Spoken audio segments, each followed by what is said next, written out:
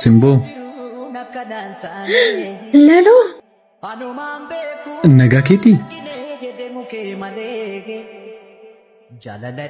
jirtaa laloo ko kan jiru ijaa wal arga kan jedhan sun edaa dhugaa ture. Turus ijaan akkansii argu abdiin qaban ture.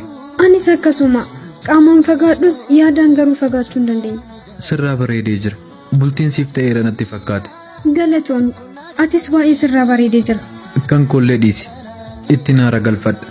Dagalee jiruu kootii abdii koo har'aa giiftu diree koo borii jedhee nama nabdadhu dhaabbadhee harka dha'ee onneen keessatti mimmaan cobsaa irra koonseeqeen gaggeesseem maal irraa bareeda jetteeti.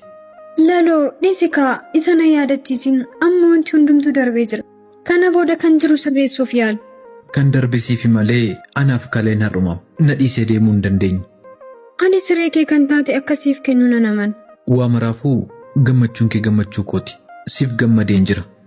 Waliin horaa bulaa. Galatoon. Simboo.